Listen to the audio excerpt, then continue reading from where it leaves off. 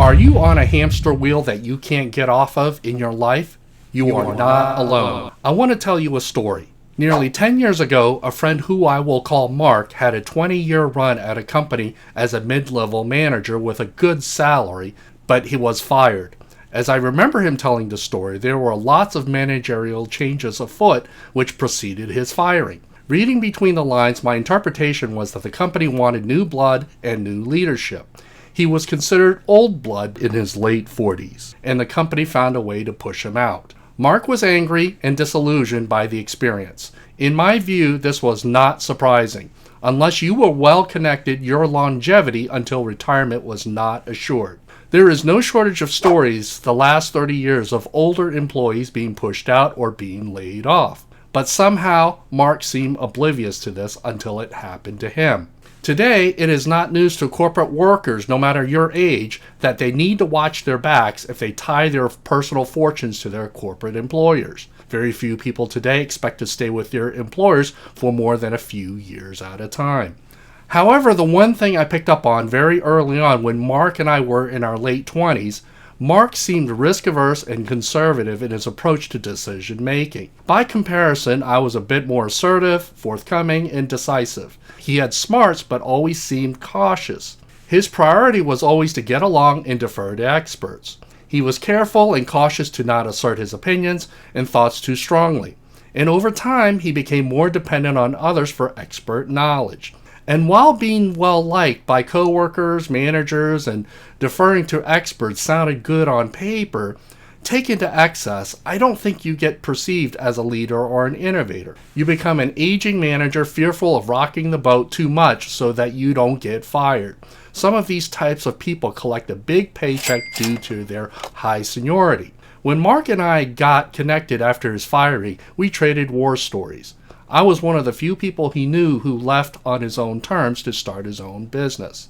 The professional path he took and the path I took were very different despite our similar age. I ultimately broke away from working for companies to take an entrepreneurial path. He continued on with the same employer for 20 years. Now, financially speaking, he did much better than me because of his high salary.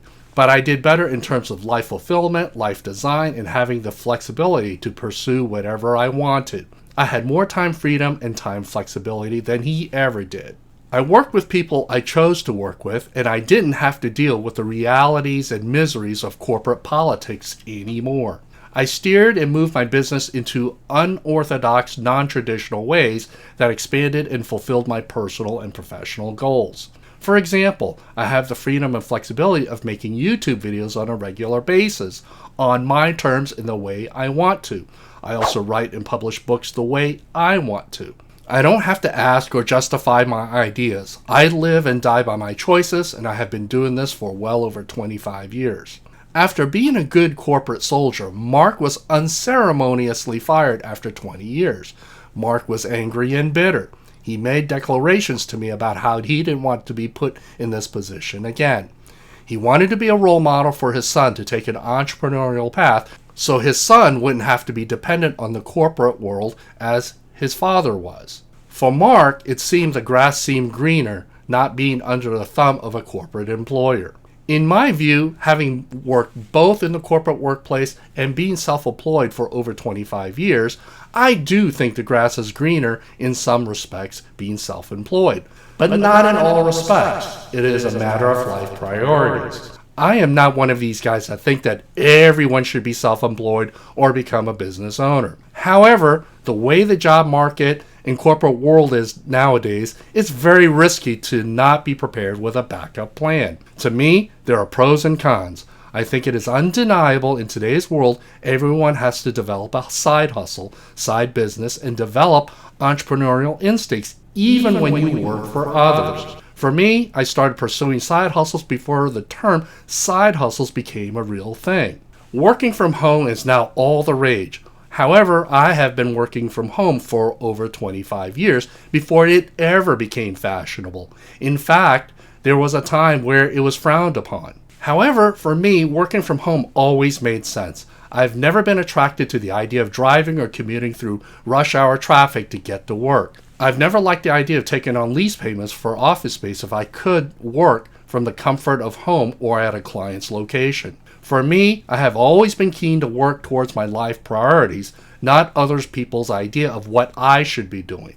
I'm a bit stubborn that way. Speaking of stubborn, my cat Jaggy stubbornly insists that I remind you to swipe that like button to help spread the message of this video. And if you pop that subscribe button, Jaggy gets a special treat. So can you please help the poor cat out? In my talk with Mark, I asked what his plans were to start a business. He told me he was looking into buying into a franchise. I asked what franchise and how much it was. He told me it was a medical device franchise targeted towards seniors. It would cost him $40,000. In terms of franchises, $40,000 is quite cheap to get into a franchise. But is it a good one? I thought to myself, the $40,000 he was willing to pay goes very far in my world. Personally, I'm not going to pay anyone $40,000 to tell me how to spend my money on a business I don't really truly own. I asked Mark how he came to decide to choose his franchise. I never heard of this franchise before, and the medical device the franchise was selling seemed obscure and had very narrow interests.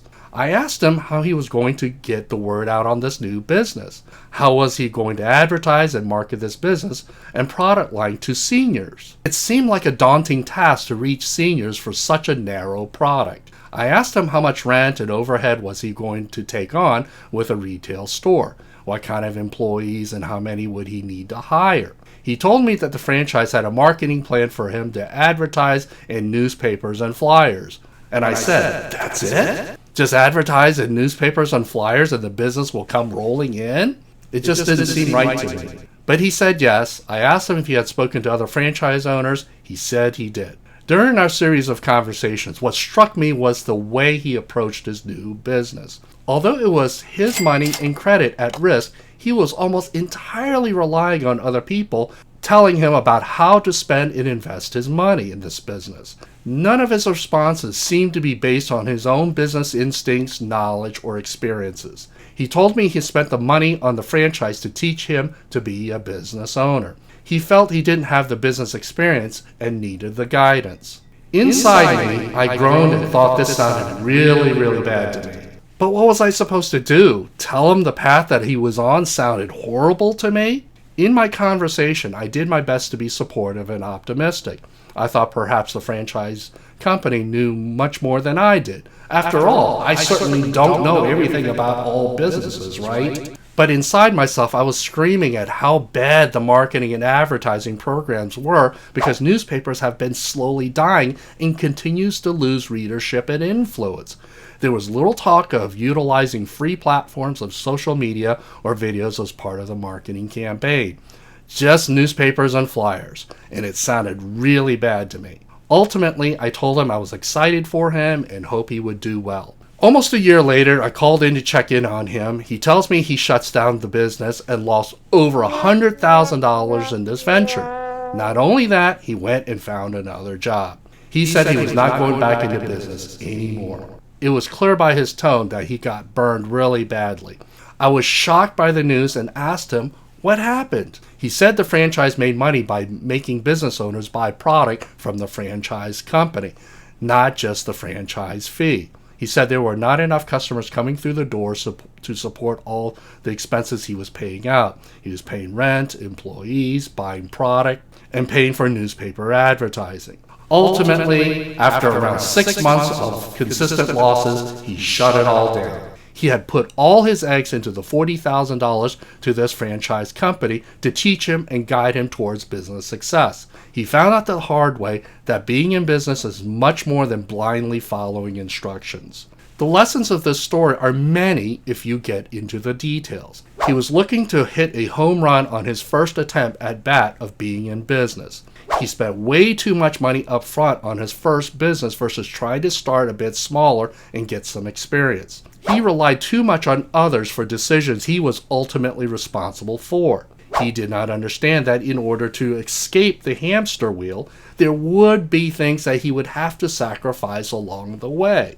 He did not understand that in most small businesses, you don't just pay money and blindly follow instructions. In the beginning, you often have to get deep into the business and actually do specific things that cannot easily be delegated. There is no magical formula for generating revenues in most small businesses at the startup stages. It isn't like he bought into a turnkey multi-million-dollar McDonald's franchise. He bought into a $40,000 no-name franchise selling products that only a small group of seniors are willing to buy. He got snookered into making huge investments and got into an industry based entirely on someone else's say-so. I say all this not to be disrespectful to Mark. I like him and he's a good guy, but because of his huge loss, he's a one-and-done guy. I share all this with you because I want you to be clear the lessons of his story. My friend was concerned about being in the hamster wheel of his prior employer, but could never find a way out. In his case, he was unceremoniously kicked out of the hamster wheel. He had no experience getting off the hamster wheel and staying out of it. He ended up getting into another hamster wheel of another big company.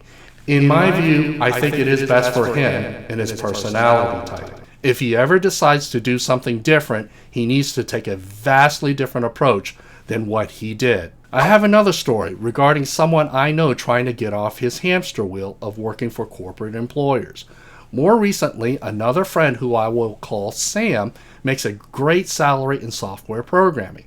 He wants to leave to start his own software company. He's just fed up with working for employers. He has talked about this for almost as long as I've known him, but the biggest reason he can't leave is because he makes a great salary. I learned over 25 years ago that people who make great salaries have a much harder time getting off the hamster wheel. I never wanted to feel trapped to be in the corporate hamster wheel, which is why I chose the path I did when I did. To start a business from scratch generally means understanding you make little or no money in the early stages. So if you have little or no money saved up, or you don't have some credit, you have to bootstrap the business. Even if you do have savings and credit, there is a ticking time clock in which you have to convert losses and break evens into profits. For some people, the turnaround time to profitability may take too long. On a personal level, I find that the higher your personal lifestyle expenses, the less time you have to achieve profitability. I understand that sometimes you have to spend money to make money, but depending on the type of business, oftentimes you have to put in the time and energy to do the hard work to get things going. Unlike Mark, Sam has the skills of making software. I don't have the heart to tell him, but Sam has not shown much expertise in marketing hustle or being a rainmaker. These are important skills that have to be quickly learned by most entrepreneurs. Products and services don't sell themselves. It requires the startup owner to dig in and become a rainmaker to make business happen. Sometimes it can be slow going. Although I hope Sam succeeds in launching his new business, I am not optimistic. His biggest impediment comes down to one overwhelming factor. I don't think he will have sufficient staying power because of his undisciplined freestyle spending habits. In all the years I have known Sam, despite making a big salary, he has shown limited ability to manage or invest his money in a responsible manner. He always seems to have one drama after another. I tend to believe that if you can't manage your debt and lifestyle expense levels at the personal level, you sure as heck aren't going to be able to manage or invest your money into your own business. Many people are doomed from the start unless they change their ways. As always, thank you for watching, and I will see you in my next video.